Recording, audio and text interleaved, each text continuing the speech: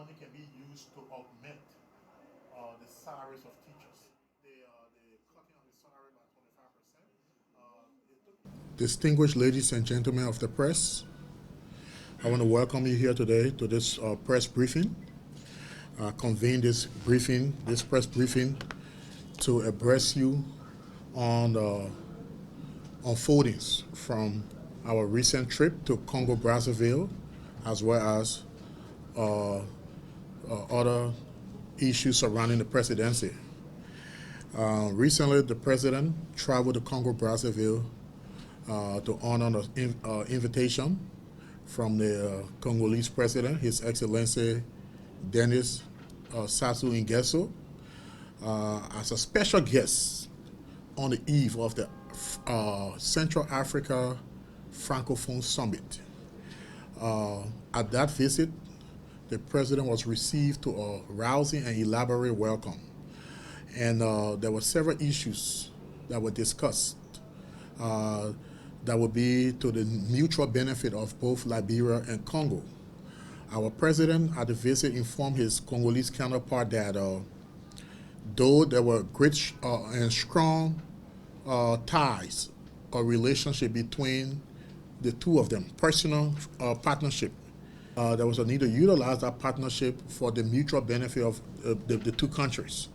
And one of the key issues that were discussed is the establishment of a Liberian embassy in Congo, Brazzaville, as well as the establishment of a Liberian embassy of a Congolese embassy in Liberia. And at the meeting, our president expressed that the establishment of these embassies in the two countries will better strengthen the bilateral relations between Liberia and Congo. And also, what the president also did was, in addition to meeting his counterpart, he also had several bilateral meetings with other major stakeholders and as well as investors, so as to explore avenues towards development in Liberia. And the president also feels that there is a need for Liberia to extend its outreach to outside of its region. I know we are in the West African region, but in order for us to solidify our position amongst the Community of Nations, our president believes that it is very important that he reach out of the West African region. So this is why he's trying to establish this strong partnership with Congo Brazzaville, which is situated within the Central Africa region. And at that visit, the president also proposed for the establishment of a bi-national commission between Liberia and Congo. So this bi-national commission, the purpose of it will be to explore the possibility of the export to Liberia of low-cost crude oil from Congo Brazzaville. As we are aware, Congo Brazzaville is a major producer of crude oil, and that's one thing that we are lacking here in Liberia. You see the price of gas is very, very astronomical. So the president also presented that proposal to his counterpart. Once it materialized, then we stand to benefit, because the more crude oil we have, the more gasoline we have imported into the country, the less we can have on the prices of gasoline. So that was one area of concern that the president raised on his visit. Also, for his part, the president of Congo, His Excellency Denis Sassou Nguesso, he welcomed these proposals, and he also welcomed the idea of the establishment of the embassies in the two countries. And he also explained to our president that he wants to build a strong partnership with Liberia. He doesn't just want a mere talk. Often at times we just have these discussions, and then sometimes nothing comes out of it. But it was good that he expressed to our president that he doesn't just want mere talk; he wants a strong partnership between Liberia and Congo, which is why he is going to be sending a team to Liberia shortly, within a matter of weeks. The purpose of this team would be to do a few assessment in Liberia, and firstly would be to assess the feasibility of the establishment of a Congolese embassy here in Liberia, and also to assess other areas of needs that the government of Congo can be of help to the government of Liberia. So that would be the purpose of the visit of the team that will be coming to Liberia shortly from Congo. So so that's basically some of the things that came out of the visit. Let me just look at my notes here and see if there's any additional thing that I'm left out. Well, that's it for now. I will open the floor to questions. Feel free to ask questions about the visit and other questions surrounding the presidency. I will entertain other questions surrounding the presidency.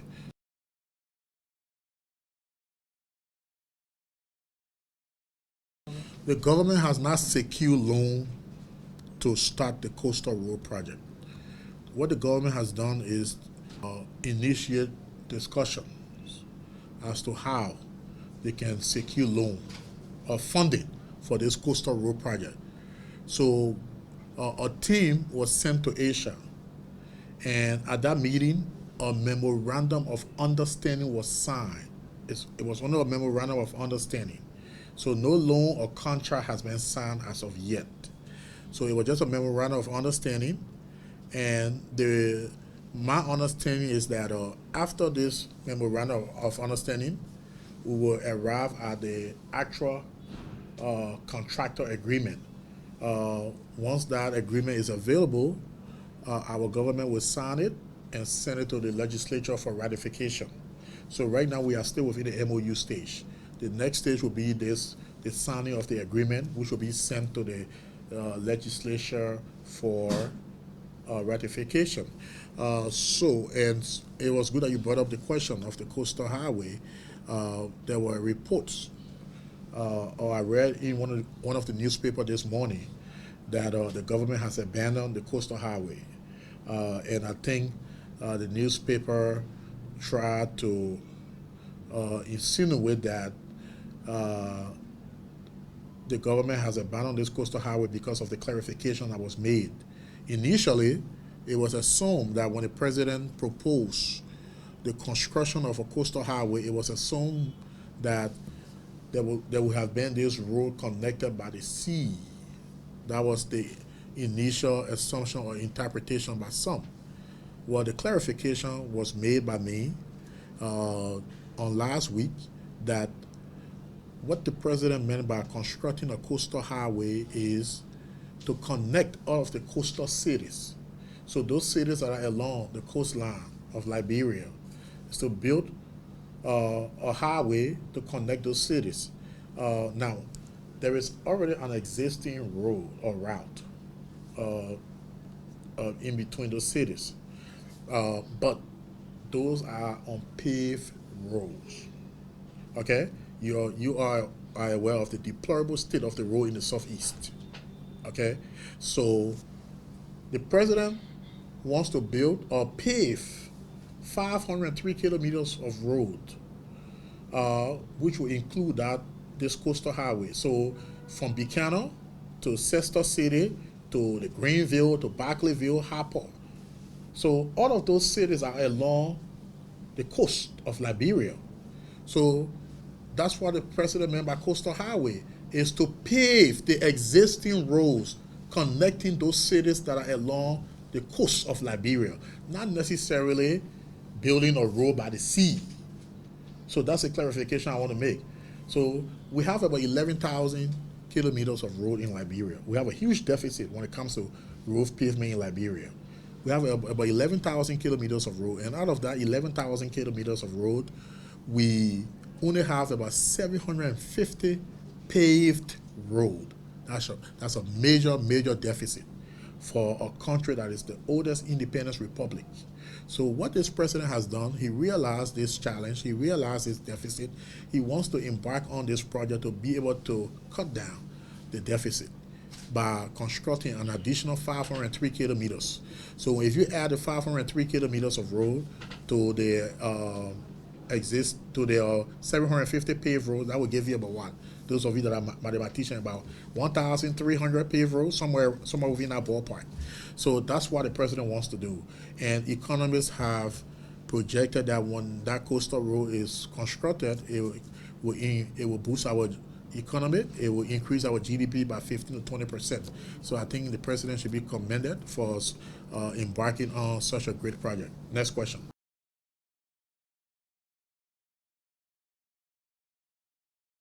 It's a great question. That's a personal initiative on the part of the president. The project in Gibraltar is not a government-funded project.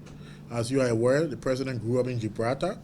That was a community that he grew up in, and his visit there was, he saw that most of the homes were in a deplorable state, and as a gift, he wants to embark on the re-roofing of those homes. And he asked the residents of Gibraltar to give him about 5 months.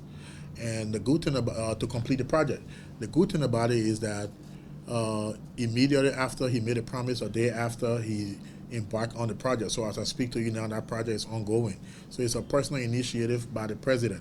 And as to how many homes, I don't have the total number of homes, but my understanding is the entire Gibraltar community. Thank you.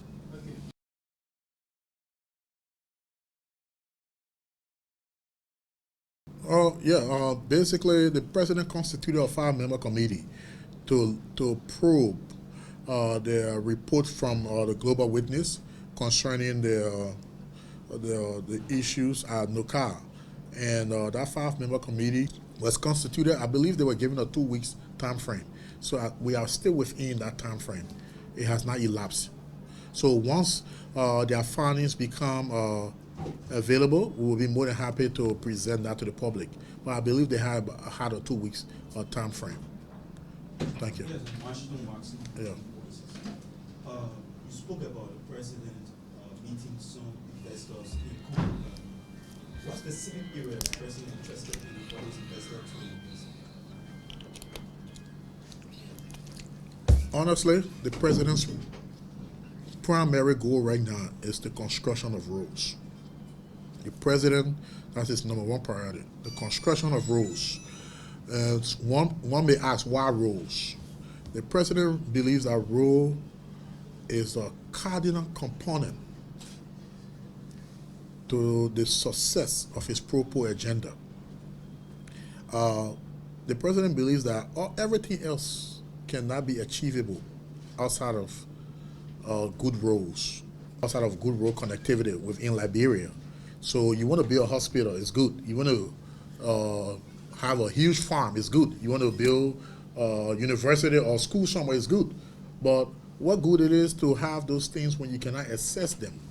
You go and open a farm, but the farm is not accessible.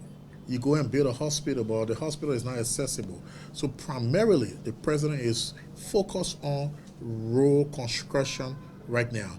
And we shouldn't expect to see any major construction of these roads maybe within anytime soon. When I say anytime soon, maybe within the next 2 or 3 months. And I'm being realistic because of the rainy season.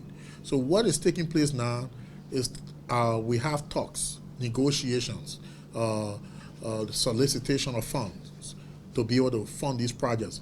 So all the administrative aspect of it is what's taking place now. So hopefully towards the end of this year, we expect to see some of these projects, especially as it relates to the construction of these roads, to start to take place. Right now, we have 4 bridges that the president, that is on the priority list of the president. Those 4 bridges are the 2 overpass bridges, one at the Ministerial Complex Junction and one at the SKD Boulevard Junction. The president wants to, and then the 2 other bridges are the bridge from the Crown Hill or Slipway community. Is that Slipway or Sony Wan? Slipway? Okay, to the Bali Island, and then the tour street to Cassidy Boulevard Bridge. So we expect a Chinese delegation to arrive in the country shortly, sometime this month, to conduct feasibility studies on the construction of those two bridges on the Tottenham Boulevard. They are one at the Ministerial Complex Junction in Congo Town, and they are one at the SKD Boulevard. Those two bridges, funding has already been secured for those two bridges. And thanks to the Chinese for providing the funding. So it will be an overpass bridge, which is expected to alleviate the traffic at that Ministerial Complex Junction and at the SKD Boulevard Junction. The bridge at Bali Island and the one at Tour Street to Cassidy Boulevard, negotiations are still in the works to be able to secure the funding for those two bridges. The goal is to have a 4-lane bridge constructed from Cassidy Boulevard to Tour Street, but they are looking at another option. Instead of them coming directly to Tour Street, instead of the bridge ending to Tour Street, they are looking to do either a split. So when I say a split, the road will come from Cassidy Boulevard, the bridge, but then when it gets over on this end, it will split. One will go to 12th Street and one will go to 20th Street. And the reason for that is to avoid breaking a lot of homes. So that's another option that they are looking at. Because if you just do a street to 12th Street, that means you have to break a lot of homes. Possibly Tottenham High, one of our historic institutions, may probably be affected. So that's one option they are looking at, to either split it to where one goes to 12th Street, one goes to 20th Street. So that project is also being closely monitored. And as I said, most of these projects, if anything, we should expect to see, hopefully, see construction by maybe the end of this year or early next year, because the rainy season is going to take a huge amount of time. We can't do a lot. You are aware of that. So those are the 4 major bridges that we are about to embark on. So roads. That's the primary focus of the president. So the meetings he had, the primary agenda was roads. Also, he paid a visit to the stadium and some of the sports facilities that they have there in Congo Brazzaville. They are building a massive sports palace over there. They have several stadiums and gymnasiums and other sporting facilities that the president wants to see if he can replicate that in Liberia. So if you watch the video, he toured some of their facilities, and the goal of that tour was to see how we can replicate that in Liberia, and also to engage the Congolese government on their financing scheme. Remember, this president just took over. It's been about 3 months, but he has done so much within this short period of time. So a lot of the things that you are seeing happening now, it will pay dividends in the coming months, years, but not necessarily immediately. Yes. Duke.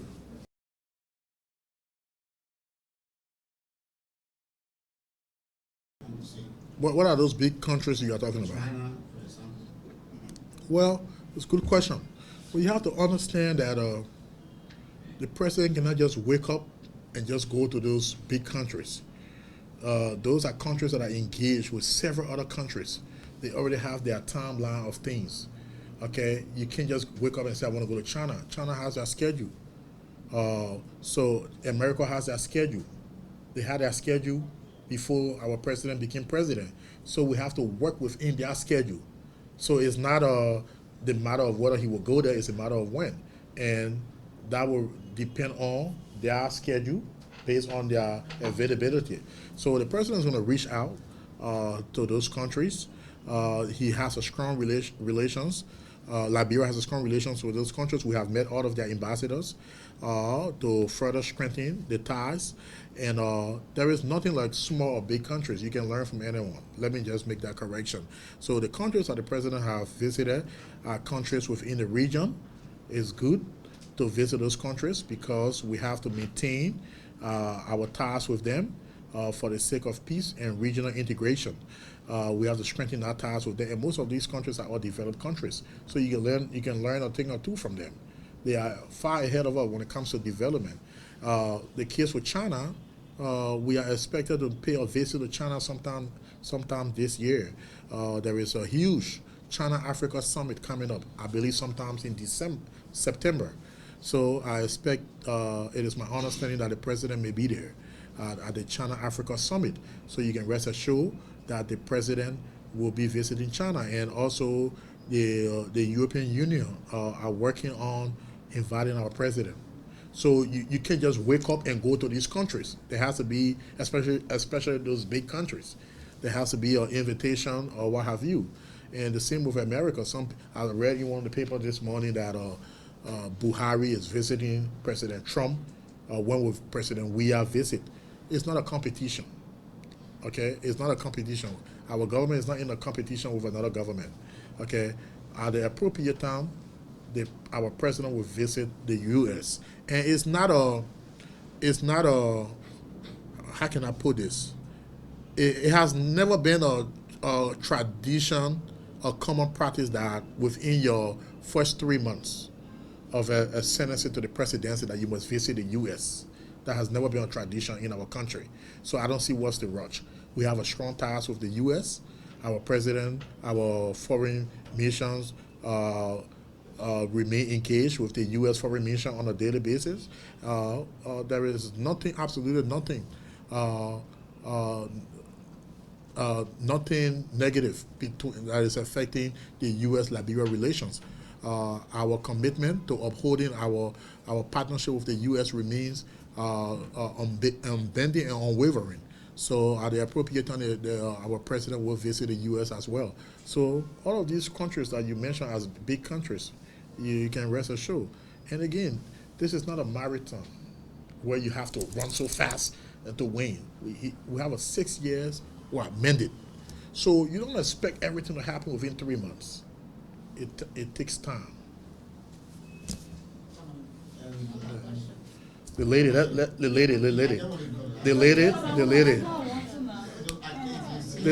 is recognized. My name is Olive Stevenson. I work for OKFM. Thank you. Mr. Press Secretary, I just want to get a clear understanding on this.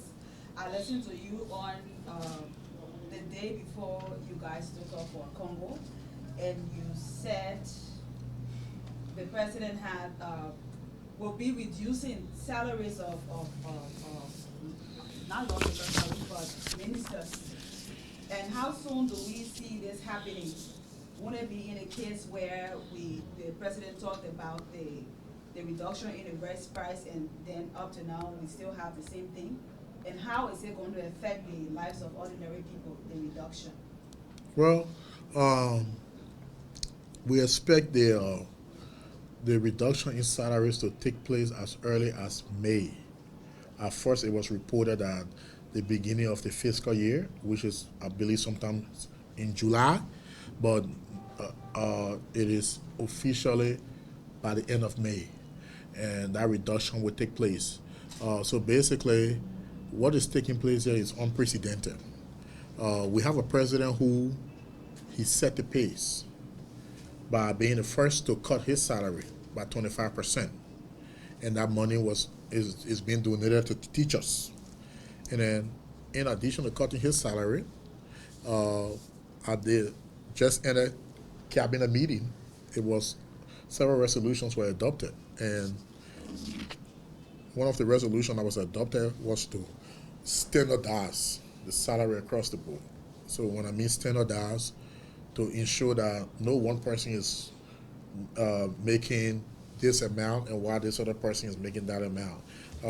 So you have some people in government. I read the paper this morning. I'm going to quote the paper. The New Democrat reporting that there were officials in government making as high as $22,000 per month. I cannot verify that information. I'm only quoting what they said. And they also quoted that officials making $19,000, $15,000 a month. So, and then you have officials making $7,000, $10,000. So the president intend to standardize the salary structure within the executive branch of government. And so at that cabinet meeting, it was agreed that no head of any public entity, state-owned enterprises, cabinet member, or member of cabinet would make more than 7,800 United States dollars. That was the first resolution that was adopted. So in addition, so that is based on the standardization. So if you were making 19,000, now you get 7,800. So in addition to the standardization, there was additional cuts of 10% affecting those within the range of $5,001 to $7,861. So if you find yourself within a range of $5,001 to $7,861, you will experience an additional 10% cuts.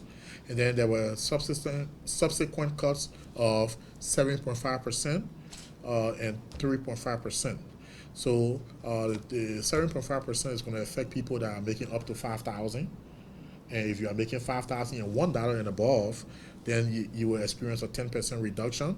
But if you are making up to $5,000, then you will experience a 3.5% reduction. And if you are making up to from 1,000 and above, I believe to somewhere within the ballpark of 2,000, you experience a 3.5% reduction. So what has happened here is that some people were saying 10% cuts, but actually some people are experiencing about 50% cuts, 60% cuts. So, cause if you were making 19, 20,000 and you coming down to 7,800, that's a huge cut. And to answer the other part of your question, that say how does it benefit the people? Well, it benefits us. It's going to save the government at least $4.9 million, and this is just based on the executive branch. This does not include the judiciary and the legislature, just within the executive branch. So these initial cuts will save $4.9 million, and also it's going to affect a total of 4,140 employees out of a little over 71,000 employees. So the bulk of the civil servants are not going to be affected by these cuts. So they won't have to worry about that. Just a small number of civil servants that are earning 1,000 and above. So if you are earning 1,000 and above, you will experience some type of cuts. If you are earning 1,000 and below, you won't experience any cut at all. So that's what we have, and we need to commend the president. It takes a lot of political will to do this, making all these austerity measures across the board. And speaking of the rights issue, the president, it is my understanding that the reduction took place, but due to the fluctuation in the rate, the people are not ready experiencing a reduction. But it is my understanding that the reduction took place. The president met the Rice Importers Association at the time and asked them to reduce the price of rice. So I'm not sure. You saying that it didn't take place, but it is my understanding that the reduction took place, but just that some people are not experiencing it due to the fluctuation in the rate. Now, just I don't want to follow up that question. Mr. President, okay, I just trying to do a little. The economy, we understand from business people that there is one issue responsible right now for the hardship in terms of doing business, especially at the port. The president, I understand, made some intervention in recent times, giving leverage for import goods that are got to reduce, the president waiving tariff for certain things for retails.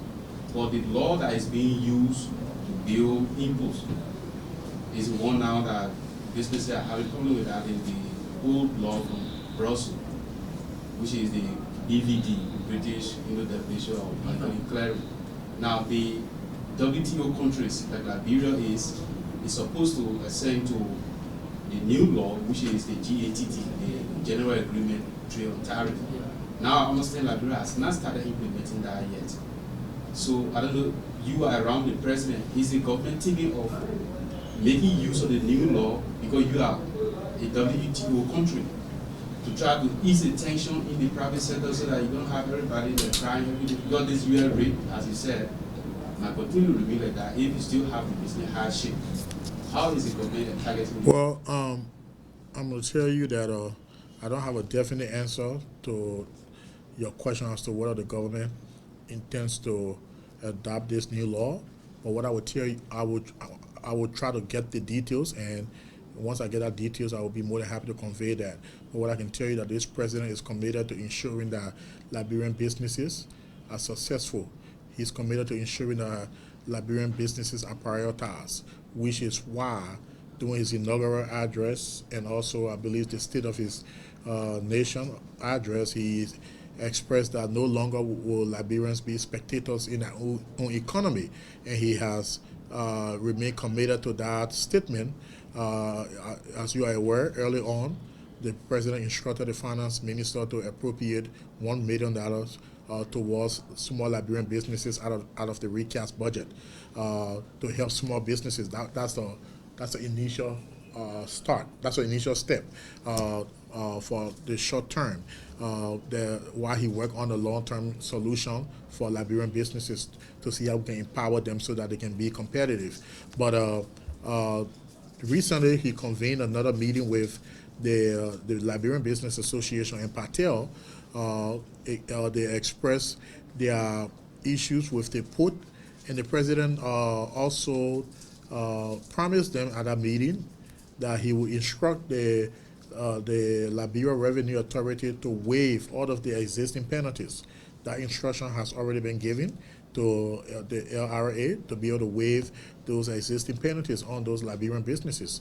So that's commendable. We should commend the president for such a great step. And additionally, the president also instructed the Liberia Revenue Authority to be able to accept Liberian dollars from these Liberian businesses when they are in paying their taxes.